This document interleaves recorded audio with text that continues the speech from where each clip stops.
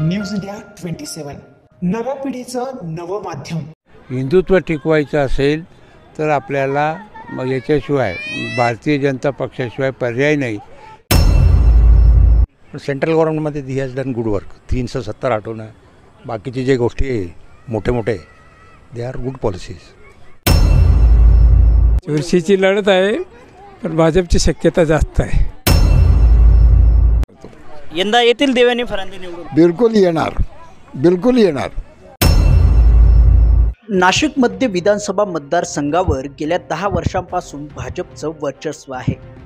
प्राध्यापक देवयानी फरांदे या मतदारसंघाचं नेतृत्व करतायत। यंदाही त्यांचाच विजय होणार अशी चर्चा सध्या मतदारसंघात जोरदार रंगली आहे। कारण प्रतिस्पर्धी उमेदवार असलेल्या वसंत गीते यांच्याबाबत मतदारसंघात प्रचंड नाराजी आहे।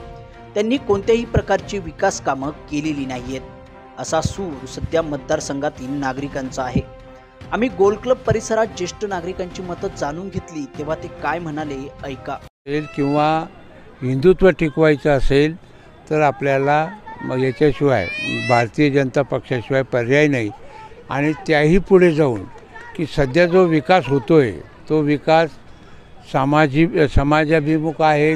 नाशिक मध्य मतदारसंघामध्ये तुम्हाला काय वाटतं वातावरण? नाशिक मतदारसंघामध्ये जे वातावरण आहे मी जे फक्त ऐकतो, प्रत्यक्ष बाहेर गेलेलं देवयानी फरांदेचंच वातावरण आहे।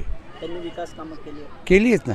विकास कामं देवेंद्र आता समजा नवीन मध्यवर्ती बस स्थानक केलेलं आहे। त्याच्यानंतर हे गोल क्लबचं नूतनीकरण केलेलं आहे। त्याच्यानंतर आता महावीर धर्मार्थ दवाखान्यासाठी 2 कोटी रुपयाचे काहीतरी निधी केलेला आहे। म्हणजे त्यांचं सामाजिक बांधिलकी जी आहे ती आहेच।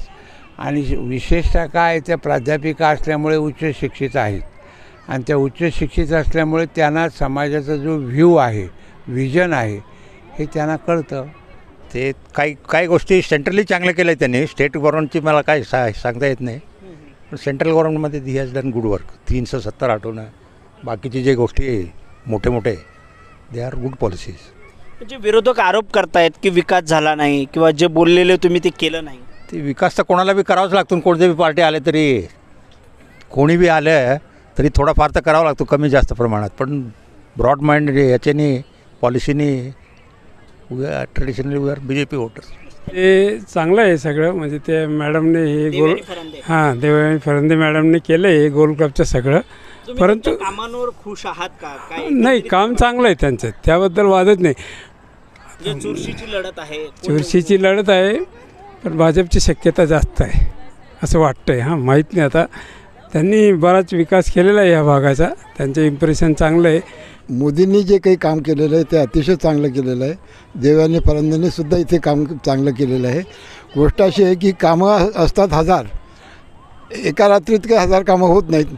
त्या दृष्टीने ते जे काही काम करतात ते अतिशय चांगलं करतात। यंदा येतील देवयानी फरांदे निवडून? बिलकुल येणार।